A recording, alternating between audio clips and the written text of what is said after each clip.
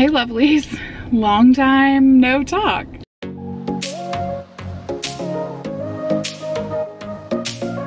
I'm out of breath because I just dropped Kala off at school and I rushed back to the car because I have so many things to get done today, or at least try to get done.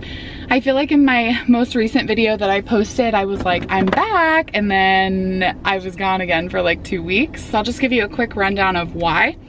Kala's school was out for a week, which of course didn't help with the acclimation of preschool. My car broke down, which we thought was a fluke. Then it broke down again, so we got it fixed. A couple days after my car broke down, I got sick. It started out as I thought was really bad allergies and then turned into pretty much a severe, gnarly sinus infection. A couple days after I got my car back as well, Donald was on his way home picking up Kala and they hit a deer. Thank God everybody is totally fine.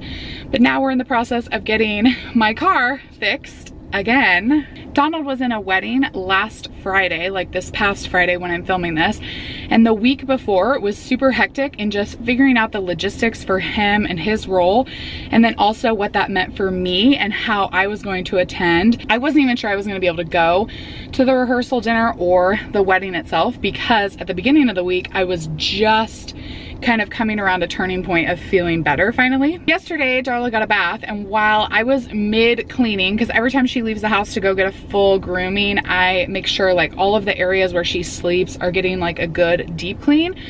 While I was in the middle of doing that, our freezer and our fridge broke down, and those are honestly just the highlights.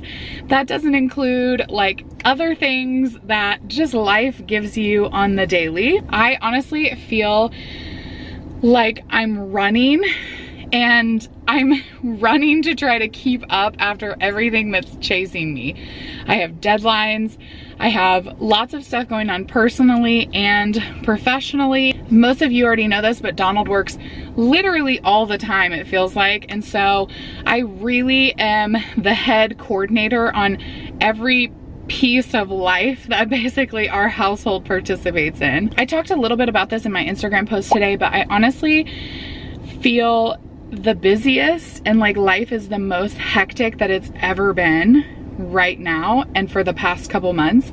And I thought that it was a season of life, but what I'm finding out is I don't think it is. I think that this is maybe our new normal, unless I make it not. And by that I just mean I personally put a lot on my plate, and I think that if I wanted to take some of that away and not participate in so many things, but at the same time that's not necessarily me, so it's like a constant struggle between taking on too much and then not taking on enough to feel happy and joyous and fulfilled. Today's video is going to be a 4-month pregnancy update. So the last pregnancy update I did, I think, was 12 weeks. I'm gonna have to go back and look at that now. So I am officially 15 weeks when I'm filming this video. Coming up on 16 weeks, that means I'm in the 4th month of pregnancy, and I'm just gonna kind of combine everything that I've been feeling over the last few weeks to get caught up. And then I might actually switch to monthly updates instead of weekly updates. If you guys have a preference at all, I would love to hear what your preference is, so leave me a comment down below. I also have received a couple of questions from you guys, either through comments or DMs, and it just kind of brought to my mind, maybe I need to do a Q&A where you guys actually are posing questions and then I can answer more specific stuff. So let me know what you guys think. Leave a comment down below. Would a Q&A on pregnancy and just maybe on life in general be interesting to you guys? So getting into week 4 pregnancy, it was rough, I will say. I always say that relatively because the first 3 months of pregnancy for me were legitimately rough. You guys know, if you've watched my previous videos, I struggled a lot with nausea, a lot with just fatigue and almost like weakness. I had a ton of symptoms, and it just really made me like unable to participate in everything that I wanted to do in life because I physically felt like I couldn't, which was so aggravating. You guys can probably tell by how I'm filming this video, I feel better definitely in comparison to that. But the sinus infection kicked my butt. Life has been kicking my butt. So I overall just feel really, really tired. And I think part of that is still pregnancy, obviously, but then I think the other part of it is I'm burning the candle on both ends right now. I'm hoping that once I get further into the second trimester that things will continue to ease up. I will continue to get more energy. I will continue to just feel physically more capable of taking more on. Oh, I really hope that. I did go back to my doctor for an appointment. Everything looked really good. Apparently I'm gonna get a mini ultrasound every single time they wheel something into the room, and then they are able to see the baby, and that's how they did the heart rate. The heart rate was 147. Everything else was perfect. Her and I talked a little bit more about the protein thing. I had some questions about that, the protein in my urine. If you guys haven't seen that video, I will link it up here as well. I do see a high-risk pregnancy provider in our area, so I have a lot going on, you guys, and it's sometimes hard to keep up with, so I will try to continue to reference back to videos where maybe I've talked about things more in depth. But I did want to give you guys an update on the protein in my urine because I know a lot of you are following that specific thing. So every time I go, you give a urine sample, which is, as far as I know, extremely normal for your pregnancy visits, whether you're high risk or not. And at that point, they're able to do a dipstick test. And that dipstick test also contributes to protein level. Like, it will tell you your kind of like a range of protein level. It's not as specific as doing a 24-hour urine sample like I did, or a more specific urine sample test, but they are technically testing the protein every single time I go. And every single time it's been a trace amount. So that means that it's staying where it is. And what they're looking for me, because I have white coat syndrome and because I present in the doctor's office with sometimes an extremely high blood pressure, they're looking to see if I've had a change, like a drastic change or an increase, so that they can then maybe more specifically test it and continue to watch and monitor it. Speaking of, my blood pressure this time was so much better. It was like in the 130s over 80, like high 80s, which again, if you guys have been following me, you know that last time it was basically close to stroke level. So that's a huge improvement, and I totally attribute that to my appointment before this last one. The conversation that I had with that provider was unbelievable. I felt so heard, so understood, so validated. I just felt so much more comfortable. And of course, now that every time I go back and I hear positive news, that helps to build my confidence. Whereas, as you guys know, or you may know, in the beginning of when I first started going to this provider, that's when we found out about the miscarriage. So I'm carrying a couple different things that cause me to have obviously severe anxiety when I go to the doctor's office. But it was a huge improvement. So I have been thinking about this the last couple pregnancy updates, but I haven't been in a place where I was ready to talk about it yet.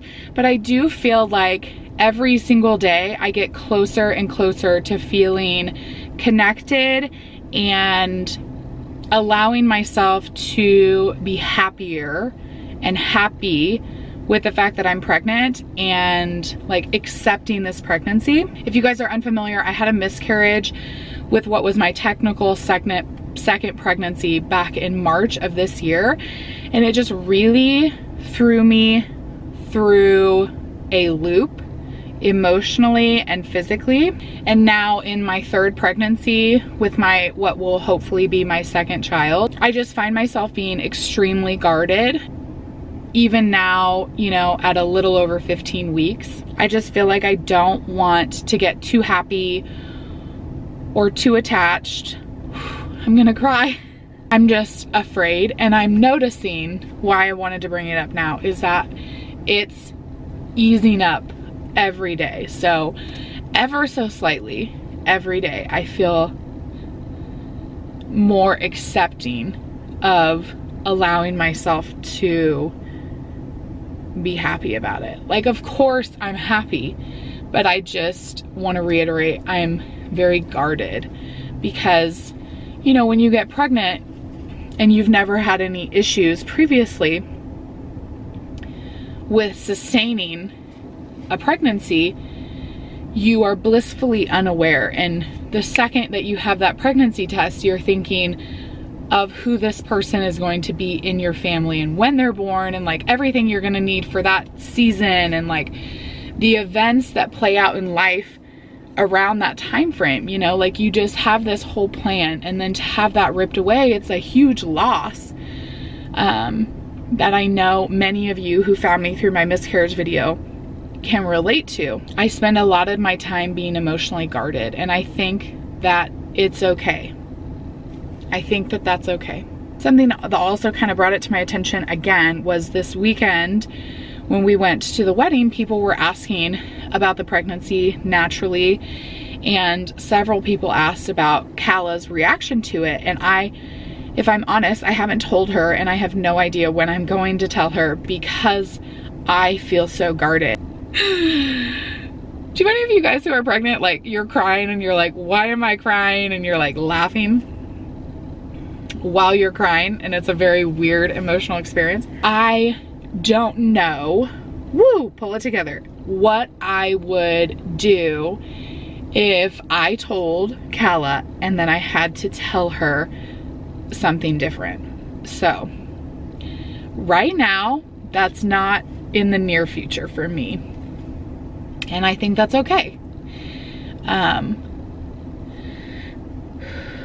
I will keep you guys informed on like when I feel ready to do that. Of course, I think I need to do it before I go into labor and bring the second baby home, but I definitely just want to share this side of my emotions because I know it's so common and I like literally hear nobody talking about it. So I think it's just easy again to feel like really alone in that uncertainty and in that stage of emotion. I have another friend who's pregnant, and she just texted me that she passed her glucose test. Something else I started doing in the last month is I started going to PTSD counseling. Some other symptoms that I've been having is I am still having a lot of cervical mucus. Like I noticed that consistently. My nipples have been so sensitive. It's not even my entire breast anymore. It's just my nipples. TMI. And I'm also noticing colostrum. You heard that right. Because of my really traumatic labor and delivery with Calla, my breastfeeding journey was a struggle with her. It was so mentally and physically taxing because I believe I had a huge physical response to the trauma that I went through physically and mentally. So one of my hopes and dreams is that with a more successful labor and delivery this time around, and a much less traumatic physical and emotional labor and delivery, that things like producing colostrum at 14 weeks is a good sign for hopefully the breastfeeding journey that I could have with this next baby. Emotionally, I still feel very sensitive, but I think that that's normal in general for me, and then it's just heightened by the pregnancy hormones. The only other thing that I have to comment on, well, I have two more things. One, I haven't really noticed any more sciatica stuff, knocking on anything, which is amazing. However, I have had continual round ligament pain, which has been the opposite. Like with Calla, I had hardly any round ligament pain, and then I had tons of sciatica. Like I could barely walk. It was so painful. And now it's like the opposite. Again, if you guys are unfamiliar with the support band that I'm talking about, I've talked about it so many times at this point, but just in case, I will link it down below for you guys as well. I am linking this one over and over and encouraging talking about it because this one is for plus sizes. So it's for straight sizes also and for plus sizes. And it's not just one size. I'm saying like there's a range of sizes for the belly bands. We are supposed to get cooler weather starting tomorrow. I really hope that happens. I really hope the meteorologist doesn't let me down again. I have been sweating. It's been disgusting. I'm so ready for winter and snow. That's gonna be it for today's video. Don't forget to leave me a comment down below if you guys are interested in the Q&A, or if you have any just questions or comments in general. I love hearing from you guys. So many of you, like 99.9% of you, are the kindest people, and I so appreciate that. Your support and words mean so much, and I appreciate you clicking on today's video and watching. Don't forget to head over to my Instagram and give me a follow over there. I will put my username on the screen here, but then I will also link my actual Instagram down below so you guys can go catch up, because I do post on my stories probably once a day at least over there, and that way you can kind of keep up more regularly if that interests you at all. And I will see you guys in the next one. Bye guys.